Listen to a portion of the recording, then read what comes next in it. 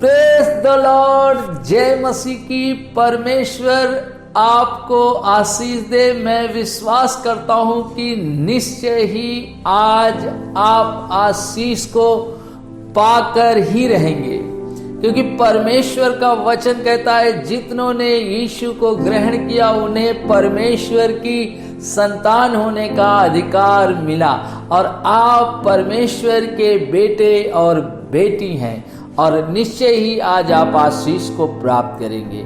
आज का विषय है नया जीवन कैसा हो। नया जीवन कैसा हो। आज आपको सोचना है कि जब आप परमेश्वर के बेटे और बेटी हैं, आपका जीवन कैसा होना चाहिए, और नए जीवन में कौन सी बातें दिखनी चाहिए, क्योंकि नया जीवन परमेश्वर का दिया हुआ जीवन है। और जब परमेश्वर का दिया हुआ जीवन है तो आपके जीवन में निश्चय ही आशीषें दिखेंगी, और लोग कहेंगे कि आप एक आशीषित व्यक्ति हैं। कई बार हम अपने जीवन में आशीषों को अपने तक ही सीमित रखते हैं, मगर नया जीवन कैसा होना चाहिए। और हम यहाँ पर हम एक वचन को देखेंगे और हम उस वचन से आज मनन करेंगे कि नया जीवन परमेश्वर कैसा चाहता है।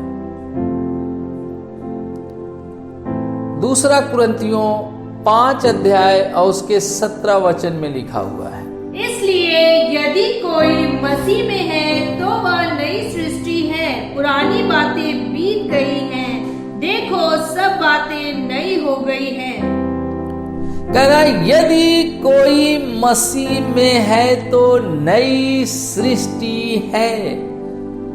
आप यदि परमेश्वर की संतान हैं, यदि आप परमेश्वर के बेटे और बेटी हैं, मैं आज आपसे कहना चाहता हूं, यदि आप नई सृष्टि हैं तो आपके जीवन में पुरानी बातें दिखनी नहीं चाहिए।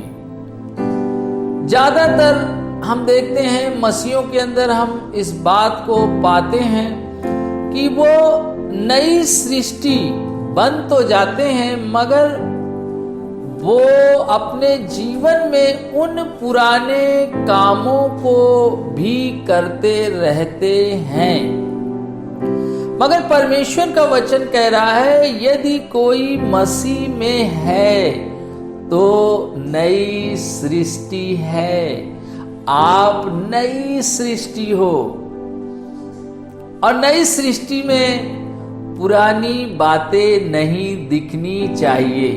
नई सृष्टि में नई बातें होनी चाहिए। और नई बातें क्या होनी चाहिए? नई बातें कौन सी होनी चाहिए? नई बातें कैसी होनी चाहिए? जब आप इस संसार में परमेश्वर के बेटे और बेटी के रूप में जाने जाते हैं तो आपको ये बात पता होनी चाहिए, आपको ये बात मालूम होनी चाहिए कि वो कौन सी नई बातें नई सृष्टि में होनी चाहिए। तो हम कुछ बातों पे बिंदुओं पर चर्चा करेंगे और हम एक वचन को और लेंगे। यूहन्ना की पुस्तक 3 अध्याय उसके 16 वचन को लेंगे। क्योंकि परमेश्वर ने जगत से ऐसा प्रेम रखा कि उसने अपना इकलौता पुत्र दे दिया, ताकि जो कोई उस पर विश्वास करे वह नष्ट ना हो परंतु अनंत जीवन पाए। परमेश्वर ने जगत से ऐसा प्रेम किया कि उसने अपना इकलौता पुत्र दे दिया। देखिए, आज मैं आपको बताना चाहता हूं जो विषय है, उसमें विषय को हमने लिया है नया जीवन कैसा हो। जब आप परमेश्वर के बेटे और बेटी हैं, जब आप मुझे सुन रहे हैं, जब आप मुझे देख रहे हैं, मसीह जीवन की जो शुरुआत है, यहां पे कह रहा है परमेश्वर ने जगत से ऐसा प्रेम किया कि उसने अपना इकलौता पुत्र दे दिया। और हम यहां पर देखते हैं जब परमेश्वर ने दे दिया तो मसीह जीवन में जो पहली बात होनी चाहिए वो आपका स्वभाव संसार के जैसा नहीं होना चाहिए। संसार का स्वभाव है कि मुझे लोग दें, मैं क्या प्राप्त कर लूं, कौन सी बातों को मैं अपने जीवन में ले लूं, अपने परिवार में ले लूं, अपने लोगों के लिए ले लूं।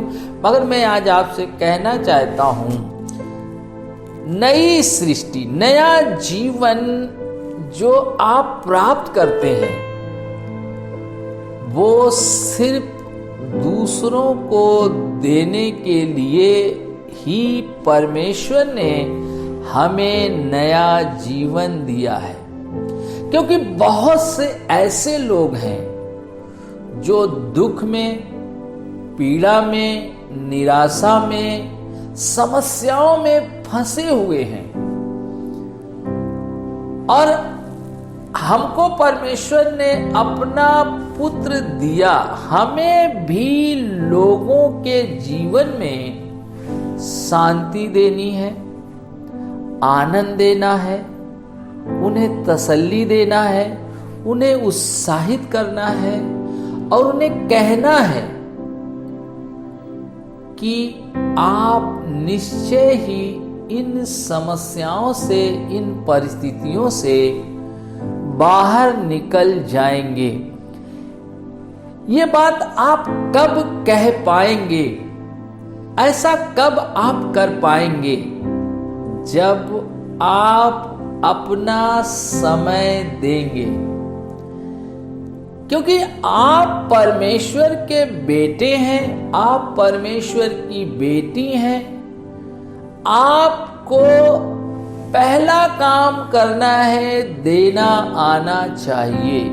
एक मसीह को सबसे पहला काम है अपना समय परमेश्वर को देना आना चाहिए। वो हो सकता है आप अपना समय पहला प्रार्थना में दें, वचन में दें और उसके बाद आप लोगों को अपना समय दें। कई बार हम परमेश्वर के बेटे और बेटी तो बन जाते हैं, मगर हम अपना समय लोगों को नहीं देते हैं। मगर परमेश्वर ने यूहन्ना 3:16 में ये बात कही है कि परमेश्वर ने जगत से ऐसा प्रेम किया, उसने अपना इकलौता पुत्र दे दिया। आपको, आपके अंदर आपकी एक पहचान होनी चाहिए। आप इस संसार में ऐसे दिखाई पड़े कि लोग आपको देखकर कहें कि आप परमेश्वर के संतान हैं, आप परमेश्वर के पुत्र हैं, आप परमेश्वर की पुत्री हैं। और हम परमेश्वर के बेटे और बेटी तो बन जाते हैं, मगर हमारे पास दूसरों के लिए समय नहीं होता है। नया जीवन कैसा हो?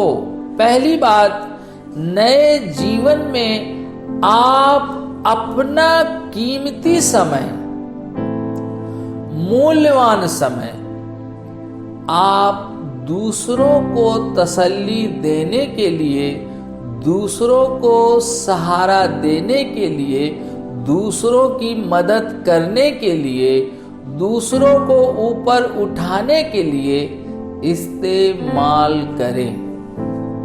क्योंकि यदि आप जो हैं वो नहीं करते हैं, इसका मतलब आप कुछ और कर रहे हैं जिसके लिए परमेश्वर ने आपको नहीं बुलाया है। हम सब जितने लोग प्रभु यीशु मसीह पे विश्वास करते हैं, उनका पहला काम होना चाहिए अपना समय परमेश्वर को और अपना समय लोगों को दें। क्योंकि परमेश्वर ने हमें और आपको देने के लिए इस दुनिया में बुलाया है। जब आप देने की बात करते हैं तब आप आनंदित होते हैं। देना हमारे जीवन में आनंद को उत्पन्न करता है। यदि आप लेने वाले हैं, यदि आपको कोई ना दे तो आपको बहुत दुख होगा और आप सोचेंगे मुझे तो कुछ नहीं मिला। मगर जब आप देने वाले बन जाते हैं तो आप कभी भी इस बात को अपने ऊपर हावी नहीं होने देते, प्रबल नहीं होने देते कि किसी ने मुझे कुछ दिया नहीं। आप इस बात की खोज में रहते हैं कि मैं किसके लिए आशीष का कारण बन जाऊं, मैं किसके लिए उत्साह का कारण बन जाऊं, मैं किसके लिए शांति का कारण बन जाऊं। आप निरंतर अपने कीमती समय को दूसरों को देते हैं, नहीं तो आप अपने ही लोगों में व्यस्त रहते हैं। आप अपनी ही जरूरतों के लिए परेशान रहते हैं। आप अपनी उन्नति के लिए निरंतर प्रयास करते हैं। मैं आज आपको बताना चाहता हूं, सफलता तो यहोवा परमेश्वर आपको देता है। इसका मतलब ये नहीं कि आप प्रयास ना करें, प्रयास करें, मगर अपने कीमती समय को दूसरों के जीवन में जरूर दें। क्योंकि जब आप दूसरों को अपना कीमती समय देते हैं तब आप परमेश्वर की संतान होने के कार्यों को दूसरों के जीवन में प्रस्तुत करते हैं। कैसे लोग जानेंगे, कैसे आपकी पहचान इस संसार में होगी जब आप अपना समय दूसरों को देंगे। दूसरी बात मैं आपको कहना चाहता हूं, जब आप समय देते हैं परमेश्वर को, लोगों को, तब जानते हैं तीसरी चीज क्या होती है, आप अपनी चीजों को, आप अपने धन को भी लोगों को देते हैं। यदि आप समय नहीं देते हैं तो आपके लिए लोगों की मदद कर पाना भी बहुत कठिन होता है, क्योंकि आपको पता ही नहीं चलेगा कि वो व्यक्ति भूखा है कि नहीं। जब आप उसे समय देंगे तब आपको पता चलेगा कि वो व्यक्ति भूखा है। जब आपको ये पता चलेगा तब आप उसके लिए कुछ खाने को दे सकते हैं या उसकी कुछ मदद कर सकते हैं। तो यहां पर कह रहा परमेश्वर का वचन, परमेश्वर ने जगत से ऐसा प्रेम किया, उसने अपना इकलौता पुत्र दिया। नया जीवन जो होता है, नया जीवन जो होता है वो सिर्फ देने वाला होता है। मसीह जीवन दूसरों को आशीष देता है, वो दूसरों के लिए आशीष का कारण बनता है, वो दूसरों के लिए शांति का कारण बनता है। मसीह जीवन ये है। और परमेश्वर ने जगत से ऐसा प्रेम किया, उसने एकलौता पुत्र दे दिया, उसने दिया है। हमें भी और आपको भी लोगों को देना सीखना होगा। और जब आप देना सीख जाते हैं तब आपके जीवन से परमेश्वर की महिमा प्रकट होती है और इसी से आप पहचाने जाते हैं, इसी से आपकी पहचान होती है कि आप कौन हैं। कई बार लोग आपसे कहते हैं कि मैंने आपको देखकर जान लिया कि आप यीशु मसीह को मानने वाले पुरुष हैं या स्त्री हैं। सही है, क्योंकि उन्होंने आपके जीवन को देखा है। आप लोगों के लिए जीवित पत्री बन जाएं, लोगों के लिए जीवित गवाही बने। आपके जीवन को लोग देखकर प्रभावित हों, आपके जीवन को लोग देखकर कहने पाएं कि इनका परमेश्वर बहुत ही भला है, इनका परमेश्वर बहुत ही प्रेम करने वाला है। वो कहने पाए। वो कैसे होगा? आपको निरंतर इस बात को जानना है कि नई सृष्टि कैसी होती है। दूसरी बात मैं आपको बताऊं। पहली बात, देने वाला। आपको अपना समय देना है, अपना धन भी परमेश्वर के राज्य के लिए देना है। उस जरूरतमंद व्यक्ति की मदद करना है जो वाकई जिसे जरूरत है, जो भूखा है, जो नंगा है, जो प्यासा है, जिसको आपकी जरूरत है। और परमेश्वर ने आपको इस संसार में इसीलिए आपको धन दिया है कि आप उस निर्धन व्यक्ति की मदद कर सकें। मगर आप ऐसा कब कर पाते हैं? जब आप इस बात को जान पाते हैं कि परमेश्वर ने हमें अपना पुत्र दे दिया, हमें भी अपना जीवन और अपना धन लोगों को देना है। यदि आप अपनी जरूरत से संतुष्ट हैं, आपने अपनी बिजली का बिल जमा कर लिया, आपने अपनी सारी जरूरतें पूरी कर ली और आप कहते हैं मैं धनवान व्यक्ति हूँ, मैं संपन्न हूँ, परमेश्वर का धन्यवाद हो, मेरी सारी ज़रूरतें पूरी हो जाती हैं। मैं आज आपसे कहना चाहता हूँ, आप बिल्कुल धनवान नहीं हैं। धनवान वो व्यक्ति है जो अपनी ज़रूरतों को पूरा करता है और दूसरों को भी वो आशीषित करता है। यही व्यक्ति परमेश्वर के वचन के अनुसार अपना जीवन इस पृथ्वी पर जी रहा है। क्या आज जब मैं आपसे बात कर रहा हूं, क्या आप वही हैं? क्या परमेश्वर आज आपसे कह रहा है कि आपको जैसा परमेश्वर ने किया वैसा आपको भी करना चाहिए? यदि ऐसा परमेश्वर कह रहा है, आपको तुरंत प्रार्थना करनी है कि परमेश्वर मेरी सहायता कर, मैं भी अपना समय आपको देने वाला बन जाऊं, मैं अपने धन के द्वारा तेरी महिमा करने पाऊं। दूसरी बात, मत्ती की पुस्तक 3 अध्याय उसके 2 वचन में है। कुछ बिंदुओं पे हम जल्दी से देखेंगे। मन फिराओ क्योंकि स्वर्ग का राज निकट आ गया है। कह रहा है मन फिराओ। देखिए, यदि आप नई सृष्टि हैं तो आपको अपना मन परिवर्तित करना होगा। आपका मन नया होना है। और यदि आपके मन के अंदर अभी भी वो सारी बातें हैं, सारी चीजें आपके जीवन में चल रही हैं, जैसा आप पहले थे, जैसा आज आप अभी है, तो आप नई सृष्टि नहीं है।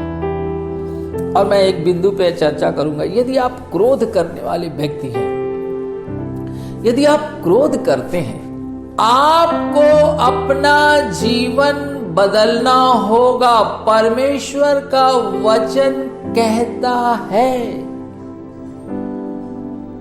कि मनुष्य का क्रोध परमेश्वर की धार्मिकता का निर्वाह नहीं कर सकता। यदि आप नई सृष्टि है और आपके जीवन में क्रोध है, तो आज आपको एक फैसला लेना होगा, नहीं, मैं नई सृष्टि हूं। परमेश्वर, मैं अपने जीवन में इस क्रोध के पाप को नहीं रख सकता हूं, क्योंकि परमेश्वर का वचन कहता है यदि कोई मसीह में है तो नई सृष्टि है। और हम अब भी जैसा पहले क्रोध करते थे वैसा अब भी क्रोध करते हैं। मैं आज आपसे कहना चाहता हूं, जो व्यक्ति चाहता है कि मैं परमेश्वर के वचनों का पालन कर लूं, उसकी धार्मिकता का पालन कर लूं, और यदि आप क्रोध कर रहे हैं, या आप स्त्री हैं या पुरुष हैं, जब आप मुझे देख रहे हैं, उसका वचन कहता है मनुष्य का क्रोध परमेश्वर की धार्मिकता का निर्वाह नहीं कर सकता है। आपको अपने जीवन से इस पाप को दूर करना होगा। पहली बात मैंने बताई, आपको देने वाला व्यक्ति बनना होगा। और देने में शुरुआत कौन सी करनी है? पहली शुरुआत आपको अपना समय देना होगा। समय के बाद आपको अपना धन, जो कुछ भी परमेश्वर ने इस सृष्टि में आपको दिया है, उसके द्वारा आप दूसरों को आशीषित करना शुरू कर दे, और आप देखेंगे निश्चय ही परमेश्वर आपको बढ़ा देगा। दूसरी बात जो मैंने आपको दूसरा बिंदु बताया, मन फिराओ, क्योंकि स्वर्ग का राज निकट है। मन फिराने में आपको यह ध्यान रखना है कि क्रोध है। बहुत से ऐसे मसीह हैं, जब आप मुझे देख रहे हैं आप क्रोध करते हैं। कई लोग कहेंगे नहीं, परमेश्वर भी क्रोध किया, हम भी क्रोध करते हैं, मगर एक कहता है क्रोध तो करो मगर पाप ना करो। आपको ध्यान रखना है कहीं आपका क्रोध आप पर नियंत्रण न ले ले और आप उसके अधीनता में आ जाएं, क्योंकि क्रोध परमेश्वर की धार्मिकता का निर्वाह नहीं कर सकता जो व्यक्ति क्रोधी स्वभाव का है। आज जब आप नई सृष्टि के हैं, आपको निर्णय लेना है कि मैं क्रोध नहीं करूंगा, मैं क्रोध नहीं करूंगी, आज से मैं क्रोध नहीं करूंगा, क्रोध नहीं करूंगी। दूसरी बात, हमें चुगली नहीं करनी है। कई लोगों को इधर की बात उधर ले जाने में बहुत आनंद आता है, बहुत मजा आता है। मैं आपको बता दूं, चुगली एक ऐसा पाप है जो आपको निरंतर आत्मिक जीवन में पीछे ले जाता है। मगर हमारा स्वभाव है, हम पुराने स्वभाव में हैं, तो हम निरंतर इस कार्य को करते हैं। आपको मन में परिवर्तन लाने की जो लिखा है, मन फिराओ, मन को फिराना है, यानी जो पुराना स्वभाव था, जो पुरानी आदत थी, आपको उसे छोड़नी है। यदि आप अब भी नई सृष्टि में चुगली कर रहे हैं, नई सृष्टि में आप इधर की बात उधर कर रहे हैं, आप ये जान लें कि आप नया जीवन जैसा परमेश्वर चाहता है वैसा आप नहीं जी रहे हैं। तो हमने 3 बातों को देखा। पहली बात हमने देखी कि नया जीवन कैसा हो, तो हमने देखा कि परमेश्वर चाहता है कि हम अपना समय परमेश्वर को दें और लोगों को दें, और जो इस संसार में परमेश्वर ने हमें दिया है हम उसके द्वारा लोगों को आशीषित करें। दूसरी बात हमने देखी, मन फिराव में क्रोध है। यदि हम क्रोध करते हैं तो हम परमेश्वर की धार्मिकता का निर्वाह नहीं कर सकते हैं। आज हमें फैसला लेना है कि हमें इस घातक पाप को, जो हमारे जीवन में निरंतर मसीह में आने के बाद भी ऐसा होता है और हम करते रहते हैं, आप समझ लीजिए आप आशीषित नहीं हो सकते हैं।